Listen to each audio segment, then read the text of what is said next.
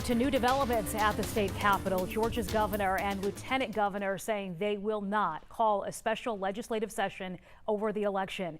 The men releasing a joint statement last night calling the suggested move to manually install electors for President Trump unconstitutional. Christy Diaz live for us outside the state capitol this morning with more on their decision. Christy.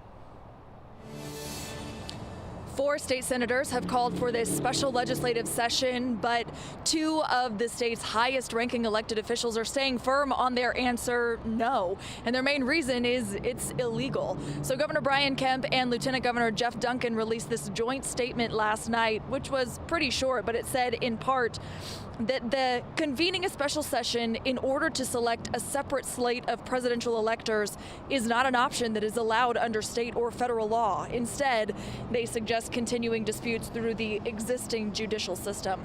Lieutenant Governor Duncan spoke on CNN last night, debunking false election claims.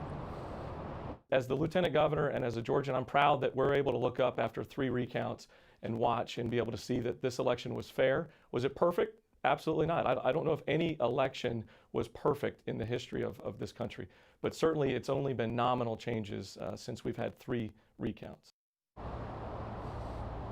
And the state senators aren't the only ones asking for this. The Washington Post reporting just a day before the president called Governor Kemp personally to make the same request, and Kemp said no then too. Now Georgia has 16 current electors and they will make their official vote on December 14th. Sheba. All right, Christy, and Georgia's recount results of the presidential election will be recertified today for a second time. Georgia has undergone both a hand count audit and recount of roughly 5 million ballots since the November election.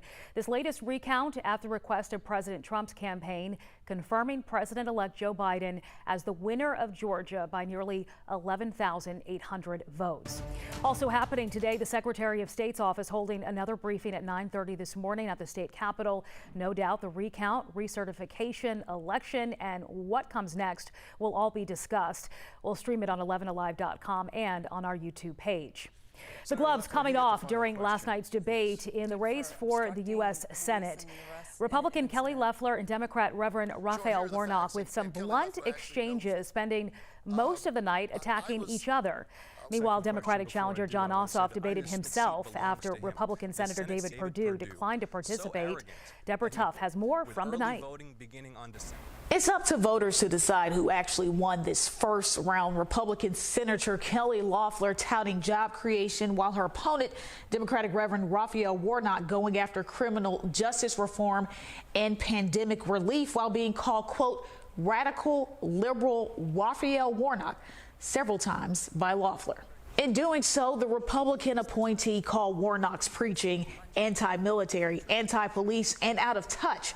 Warnock took issue with those claims, calling them false and taking his sermons out of context. She has made a calculation that after being in the Senate for 10 months, she does not have a case to be made for why the people of Georgia should keep her there. Meanwhile, Loeffler, a businesswoman, was appointed by Governor Kemp in 2019 and strongly supported by President Trump. She's seeking election for the first time, but skirted around President-elect Biden's Georgia win. She also wouldn't say if she's behind Trump or Kemp, saying her loyalties are, quote, with Georgia. They've been at odds after Kemp refused to call a special session to essentially flip Georgia's electoral votes in Trump's favor. Unfortunate that the focus is on a debate about who won the election when this process is still playing out. In what he described as a, quote, strange situation, Senate hopeful Jon Ossoff answered rapid-fire questions on the pandemic, criminal justice reform, but all by himself. Republican Senator David Perdue was a no-show. We'll hear more on that story at the half hour. And a reminder, if you plan to vote in the runoffs in January, today is the deadline to register. Yes, you can register even if you didn't vote in the November general election. If you're 17 and a half years old and will be 18 years old on or before January 5th, that's the day of the runoff election, you can register to vote. Early in-person voting begins a week from today on December 14th. That's just 2 weeks before President-elect Joe Biden will be sworn in.